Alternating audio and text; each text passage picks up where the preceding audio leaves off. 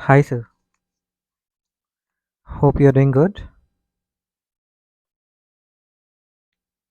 आज हम आपको कमोडिटीज़ अपडेट देने वाले हैं। Gold COMEX, gold MCX, dollar index, silver COMEX, silver MCX और कॉपर में।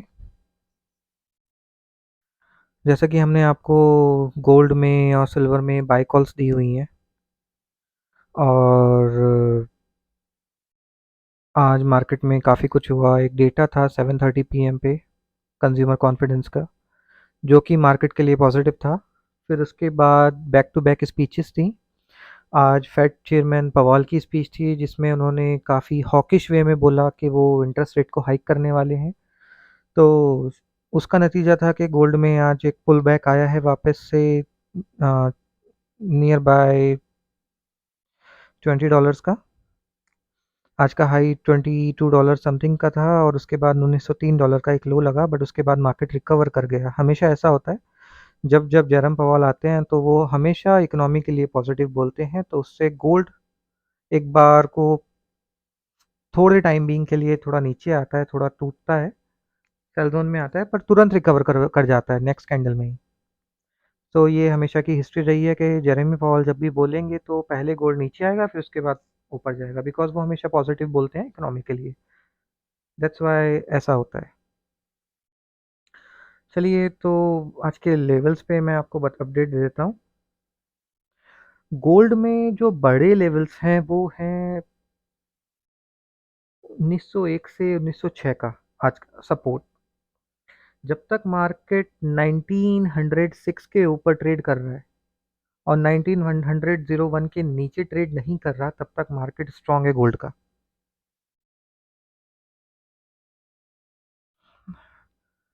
आप समझ रहे हैं? जैसा कि आज आपने देखा, आज का लो मार्केट में $1902 का लगा हुआ है, पर उस तुरंत एक पुलबैक आ गया है $10 का। अभी $1912 टच किया है, अभी $1911 मार्केट में चल रहा है करंट मार्केट प्राइस। और अपना एमसीएक्स भी ऑलमोस्ट 150 पॉइंट्स रिकवर कर कर 631 के आसपास आ गया है।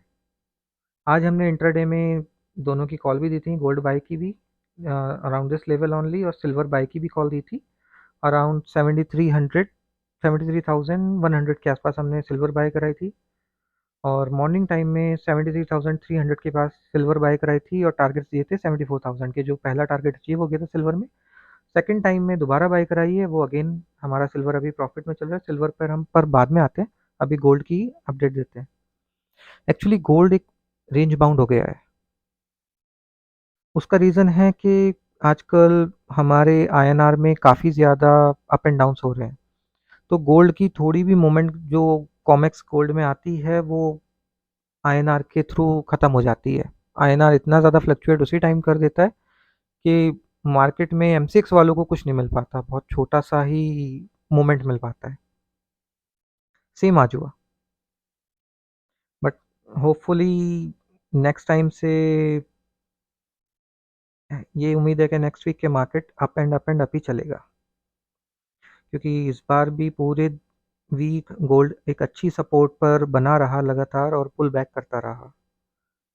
तो अभी 1911 है और हमारा फ्यूचर का टारगेट अभी भी सेम है, $1947। उसके बाद $2000। और अभी तो अगस्त का एंड चल रहा है, तो hopefully will achieve this target in September month. और सेम कॉमिक्स में अगर हम एमसीएक्स में आते हैं, गोल्ड एमसीएक्स में, तो गोल्ड एमसीएक्स अभी चल रहा है 58,631 और आज का लो है 58,500 के नियर बाय 492। तो सिल्वर जब तक 58,550 के ऊपर सस्टेन कर रहा है, तब तक हमारे स्मॉल टारगेट्स जो गोल्ड में रहेंगे वो रहेंगे 59,000, 59,300। ये हमारा नेक्स्ट टारगेट होपफुली मंडे को अचीव हो जाना चाहिए और ये एक बड़ी सपोर्ट रहेगी 59,300 की। तो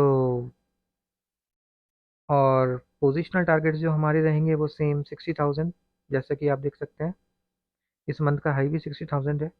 ये एक बार टूटना चाहिए, अगर ये एक बार टूटा तो इसके ऊपर सीधा पहला टारगेट आएगा 61,000 और दूसरा टारगेट आएगा 62,000 का, बहुत जल्दी।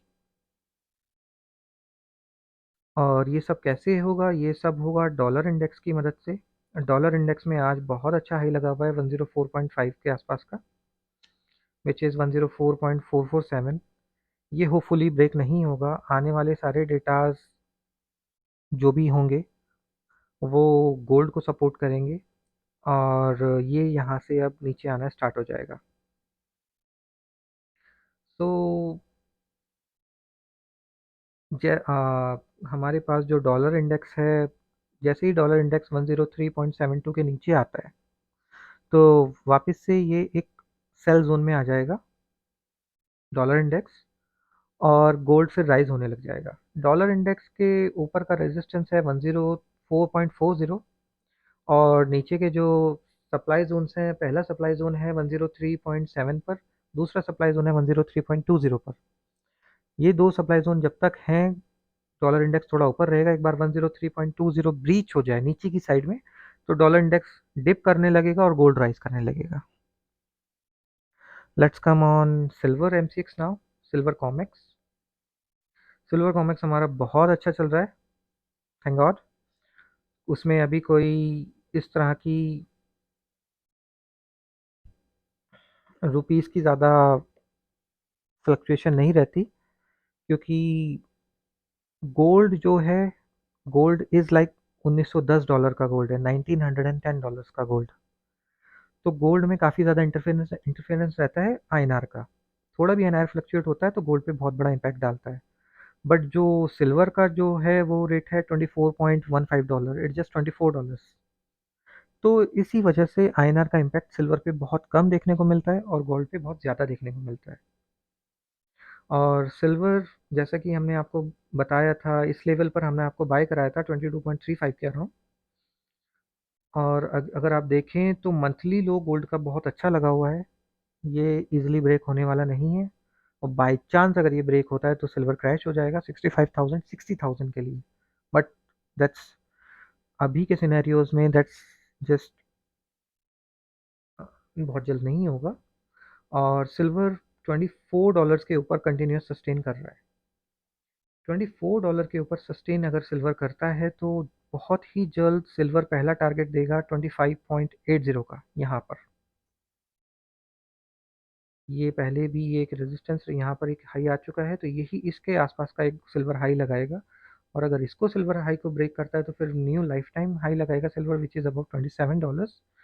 और एमसीएक्स में भी सिल्वर में आपको 74,000 रुपये के ऊपर, अगर मार्केट 74,000 रुपये के ऊपर सस्टेन करता है 74,000 के ऊपर, तो ईजिली 79,000 80,000 के टारगेट्स नेक्स्ट कॉन्ट्रैक्ट में अचीवेबल हैं, आपको बहुत जल्द दिख जाएंगे।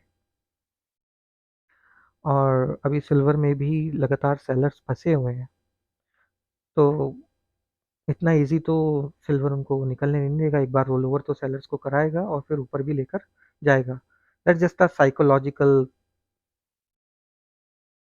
ट्रेडिंग। साइकोलॉजिकली अगर कोई फंस जाता है सेल में तो मार्केट उसे बहुत इजीली निकलने नहीं देता। मार्केट आपको पता ही होगा, सिर्फ 100 में से 95 लोगों का पैसा लेता है, 5 लोगों को पैसा देता है। वो किसको देता है? जो सही टाइम पर सही प्राइस पर एंट्री लेते हैं। और सिल्वर अगर 74,000 के नीचे सस्टेन रहता है लगातार तो एक बार 71,000 के लेवल्स हमें दोबारा से देखने को मिल सकते हैं। Let's come on copper now. Copper में हम लोगों ने आपको एक बाय कॉल दी थी अराउंड 322।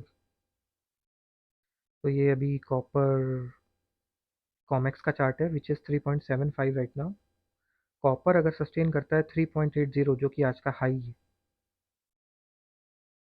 अगर ये 3.80 के ऊपर सस्टेन करता है तो हमें टारगेट 3.95 तक देखने को मिलेंगे कॉपर में बहुत जल्द, विच विल बी। एमसीएक्स में अभी कॉपर चल रहा है 730 रुपये, अभी 728 पे बाय बन रहा था कॉपर। बहुत अच्छा लो लगा है कॉपर में, शायद ब्रेक ना हो इजली। तो ये 10 से 20 पॉइंट का हमें इजीली यहाँ से टारगेट मिलेगा कॉपर में भी, 750 रुपये तक का। तो कॉपर में 730 से ₹750 तक का हमें ईज़िली टारगेट देखने को मिल सकता है। और अगर ये हमारा जो एसएल है 718 का वो ब्रेक करता है तो फिर ये बियरिश मोड में आ जाएगा। सो आप दोनों तरह से ध्यान रखना, कॉपर का भी। कोई भी ट्रेड अपने फाइनेंशियल एडवाइज़र से पूछ कर लेना, एक बार वेरीफ़ाई कर लेना बहुत। और कोई भी ट्रेड ज़्यादा बल्क लॉट्स में मत लेना, एक परफेक्ट लॉट साइज़ से लेना। और परफेक्ट लॉट साइज़ का मतलब होता है एक ऐसा लॉट साइज़, किसी भी चीज़ में आप ट्रेड करो, आपको रात को आराम से नींद आ पाए। आपको मार्केट की टेंशन ना हो कि कल को मार्केट अगर 1000 पॉइंट ऊपर भी खुल गया, 1000 पॉइंट नीचे भी खुल गया, तो आपको कोई बड़ा लॉस ना हो। बड़ा लॉस मीन्स आपका कैपिटल ख़त्म ना हो जाए या फिर आप बहुत ज़्यादा टेंशन में ना आ जाए। वो एक परफेक्ट लॉस साइज़ होता है। अब किसी भी व्यक्ति के लिए परफेक्ट लॉस साइज़ डिफ़र करता है नंबर टू नंबर। कोई अगर किसी के पास 100 करोड़ रुपीज़ हैं तो उसके लिए 10 लॉट्स या 50 लॉट्स बहुत नॉर्मल होते होंगे। किसी के पास 10 करोड़ हैं तो उसके लिए 5 लॉट्स या 10 लॉट्स बहुत नॉर्मल होते होंगे। मगर अगर आपका कैपिटल ही 5 लाख रुपए का है, 6 लाख रुपए का है या 10 लाख रुपए का है, तो आपको बहुत छोटे लॉट में ट्रेड करना है, या 1 या 2 मैक्सिमम, ठीक है ना? ताकि आप रात को आराम से सो पाएँ। कुछ लोग होते हैं जो ओवर ट्रेडिंग कर देते हैं। 10 लाख के कैपिटल में या 5 लाख के कैपिटल में आप 10 लॉट में ट्रेड करेंगे या 20 लॉट में ट्रेड करेंगे। तो उससे क्या होता है कि जैसे ही मार्केट थोड़ा नीचे ऊपर भी होता है ना, तो आपको टेंशन होना स्टार्ट हो जाती है। तो टेंशन वाला काम जो भी मार्केट में करता है ना, उसको हमेशा लॉस ही होता है। मार्केट टेंशन वाला काम नहीं है, पेशेंस वाला काम है ना? आपको देखना है कि आपने कोई ड्राइंग बनाई है और आपको उसको सूखने तक का वेट करना है। इट्स लाइक जब तक कलर सूख नहीं जाते, आपको पेशेंस रखना है। इसी तरह मार्केट में भी होता है, थोड़ा टाइम लगता है। और अगर आपको थोड़ी-सी भी हार्ट बीट बढ़ रही है मार्केट के फ्लक्चुएशन से, तो आप समझ जाना कि आपका लॉट साइज़ गलत है। फिर आपको फिर कैलकुलेट करना है कि आपको परफेक्ट लॉट साइज़ क्या है। कम रखना, ऐसे लॉट साइज़ पे काम करना कि आपकी हार्ट बीट ना बढ़े, ठीक है ना? बाकी ये मार्केट हमेशा यहीं रहेगी, ट्रेडर्स आते-जाते रहते हैं, क्योंकि किसी के पास कैपिटल उतना नहीं होता कि वो उल्टे-सीधे लॉट्स में ट्रेड करे और हमेशा यहाँ रह जाए। जो डिसिप्लिन के साथ, परफेक्ट लॉट साइज़ के साथ ट्रेड करता है, वो इस मार्केट में हमेशा रहता है और हमेशा इस मार्केट से पैसा कमाता है। So, I'm winding up for today. It's a weekend. Hope you guys enjoy a weekend. Thank you. Please किसी को अगर हमारे इसकी नॉलेज की ज़रूरत हो तो उसको ये वीडियो शेयर करें और सब्सक्राइब ज़रूर करें हमारे चैनल को। Thank you. बाय।